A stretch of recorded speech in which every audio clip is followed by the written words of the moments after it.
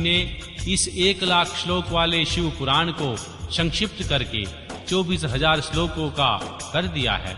इसमें साक्षात 7 संहिताएं हैं। पहली विद्येश्वर संहिता, दूसरी रुद्र संहिता, तीसरी शत्र रुद्र संहिता, चौथी कोटि रुद्र संहिता और 5वीं उमा संहिता, छठी कैलाश संहिता और 7वीं वायवीय संहिता। इस प्रकार इसमें 7 ही संहिताएं हैं। विद्येश्वर संहिता में 2000, रुद्र संहिता में 10,500, रुद्र संहिता में 2100, कोटि रुद्र संहिता में 2140, उमा संहिता में 1840, कैलाश संहिता में 1240 और वायवीयता संहिता में 4000 श्लोक हैं। इस परम पवित्र श्री शिव पुराण को आप लोगों ने सुन लिया। केवल 4000 श्लोकों की वायवीयता संहिता रह गई, जो 2 भागों में युक्त है। उसका वर्णन मैं करूंगा। जो वेदों का विद्वान न हो, उससे इस उत्तम शास्त्र का वर्णन नहीं करना चाहिए। जो पुराणों को न जानता हो और जिसकी पुराण पर श्रद्धा न हो, उसे भी इसकी कथा नहीं कहनी चाहिए। जो भगवान शिव का भक्त हो, शिवोक्त धर्म का पालन करता हो और दोष दृष्टि से रहित हो, इस जांचे बूझे हुए धर्मात्मा शिष्य को ही इसका उपदेश देना चाहिए। जिनकी कृपा से मुझको पुराण संहिता का ज्ञान है, उन अमित तेजस्वी भगवान व्यास जी को मैं नमस्कार करता हूँ। ओम नमः शिवाय।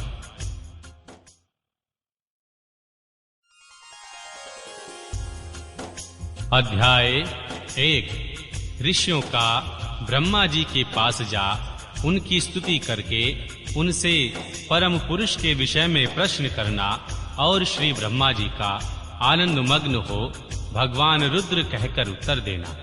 महर्षि सूत जी कहते हैं, महर्षियों, पहले अनेक कल्पों के बराबर बीतने पर सुदीर्घ काल के पश्चात जब यह वर्तमान कल्प उपस्थित हुआ और सृष्टि का कार्य आरंभ हुआ, जब जीविका साधक कर्म, कृषि, गौरक्षा और वाणिज्य की प्रतिष्ठा हुई तथा प्रजावर्ग के लोग सजग एवं सचेत हो गए, तब 6 कुलों से उत्पन्न हुए महर्षियों में परस्पर बहस छिड़ गई, यह पार ब्रह्मा है या नहीं है। इस प्रकार उनमें महान विवाद होने लगा, किंतु परम तत्व का निरूपण अत्यंत कठिन होने के कारण उस समय वहां कुछ निश्चय न हो सका। तब वे सब लोग जगत सदृष्टा अविनाशी श्री ब्रह्मा जी का दर्शन करने के लिए उस स्थान पर गए जहां देवताओं और असुरों के मुख से भी अपनी स्तुति सुनते हुए भगवान ब्रह्मा विराजमान थे।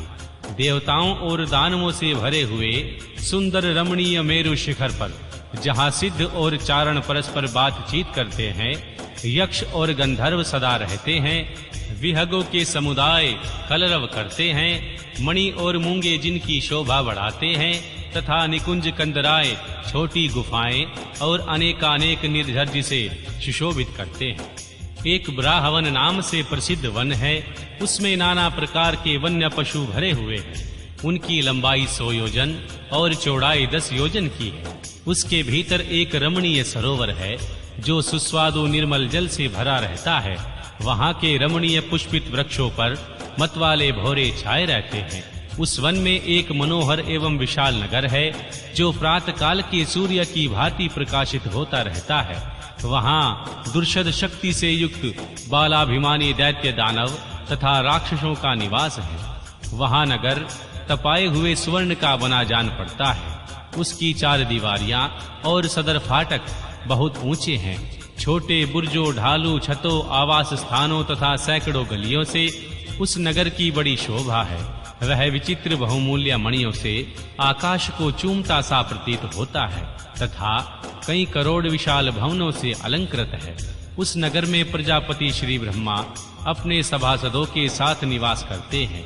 वहां जाकर उन मुनियों ने साक्षात लोक पितामह श्री ब्रह्मा जी को देखा। देव ऋषियों के समुदाय उनकी सेवा में बैठे थे। उनकी अंग कांति शुद्ध स्वर्ण के समान थी। वे सब आभूषणों से विभूषित थे। उनका मुख प्रसन्नता से सौम्य प्रकट होता था। उनके नेत्र कमल के समान विशाल थे। दिव्य कांति से संपन्न, दिव्य गंध एवं अनुलेपन से चर्चित, दिव्य श्वेत वस्त्रों से सुशोभित तथा दिव्य मालाओं से विभूषित श्री ब्रह्मा जी के चरणारविंदों की वंदना सुरेंद्र, असुरेंद्र तथा योगेंद्र भी करते हैं, जिसे प्रभा दिखाकर सेवा करते हैं। उसी प्रकार समस्त शुभ लक्षणों से युक्त साक्षात देवी सरस्वती हाथ में चमर ले उनकी सेवा करती थी। इससे उनकी बड़ी शोभा हो रही थी। श्री ब्रह्मा जी का दर्शन करके उन सभी महर्षियों के मुख और नेत्र खिल उठे। उन्होंने मस्तक पर अंजलि बांधकर उन सुर श्रेष्ठता की स्तुति की। ऋषि बोले, संसार की सृष्टि पालन संहार के हेतु 3 रूप धारण करने वाले आप पुराण पुरुष परमात्मा श्री ब्रह्मा को नमस्कार है।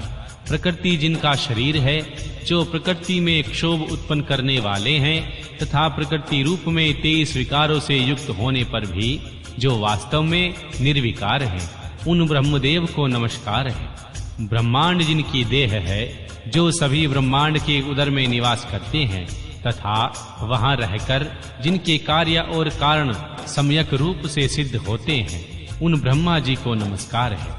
जो सर्वलोक स्वरूप तथा समस्त लोकों के सदृष्टा हैं, जो संपूर्ण जीवों का शरीर से संयोग और वियोग करने में हेतु हैं, उन श्री ब्रह्मा जी को नमस्कार है।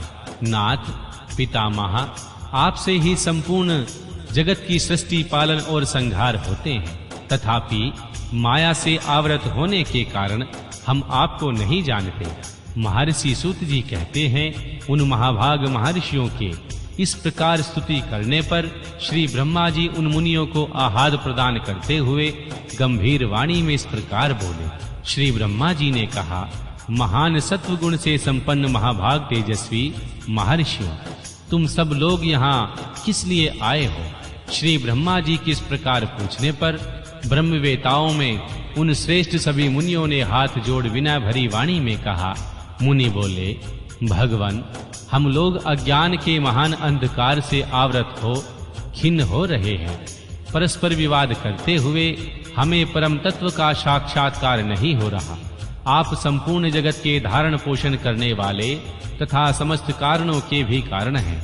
नाथ, यहाँ ऐसी कोई वस्तु नहीं है जो आपको विदित न हो। कौन ऐसा पुरुष है जो संपूर्ण जीवों से पुरातन अंतर्यामी उत्कृष्ट विशुद्ध परिपूर्ण एवं सनातन परमेश्वर है? कौन आपने अद्भुत क्रियाकलापन द्वारा सबसे प्रथम संसार की सृष्टि करता है? महाप्राज्ञ, हमारे इस संदेह का निवारण करने के लिए आप हमें परमार्थ तत्व का उपदेश दें। मुनियों के इस प्रकार पूछने पर श्री ब्रह्मा जी ने नेत्र आश्चर्य से खोलकर वे देवताओं और दानवों और मुनियों के निकट खड़े होकर उनको देखने लगे और चिरकाल तक ध्यान मग्न हो रुद्र ऐसा कहते हुए आनंद विभोर हो गए। उनका सारा शरीर पुलकित हो उठा और वे हाथ जोड़कर बोले। अध्याय 2। भगवान ब्रह्मा जी के द्वारा परम तत्व के रूप में भगवान शिव की ही महत्ता का प्रतिपादन, उनकी कृपा को ही सब साधनों का फल बताना तथा उनकी आज्ञा से सब मुनियों का नैमिषारण्य में आना। श्री ब्रह्मा जी ने कहा, हे मुनियों, जिन्हें पाकर मन सहित वाणी लौट आती है, जिनके आनंदमय स्वरूप का अनुभव करने वाला पुरुष कभी किसी से नहीं डरता, जिनसे संपूर्ण भूतों और इंद्रियों के साथ श्री ब्रह्मा, भगवान विष्णु और भगवान रुद्र और इंद्र पूर्वक यह समस्त जगत उनसे प्रकट होता है, जो कारणों के भी सदृशता और विचार परम कारण है, जिनके सिवा और किसी से कभी भी जगत की उत्पत्ति नहीं हुई, संपूर्ण ऐश्वर्यों से संपन्न होने के कारण, जो स्वयं ही सर्वेश्वर नाम धारण करते हैं, सब मुमुक्षु जिन शंभु का अपने हृदय आकाश के भीतर ध्यान करते हैं, जिन्होंने सबसे पहले मुझे ही अपने पुत्र के रूप में उत्पन्न किया और मुझे ही संपूर्ण वेदों का ज्ञान दिया, जिनके कृपा प्रसाद से मैंने यह प्रजापति पद प्राप्त किया, जो ईश्वर अकेले ही वृक्ष की भांति निश्चल भाव से प्रकाशमान आकाश में विराजमान है, जिन परम पुरुष परमात्मा से यह संपूर्ण जगत परिपूर्ण है, जो अकेले ही बहुत से निष्क्रिय जीवों के शासक एवं उन्हें सक्रियता प्रदान करने वाले हैं, जो महेश्वर एक बीज को अनेक रूपों से परिणित कर देते हैं, जो सबका शासन करने वाले ईश्वर इन जीवों सहित इन समस्त लोकों को वश में रखते हैं।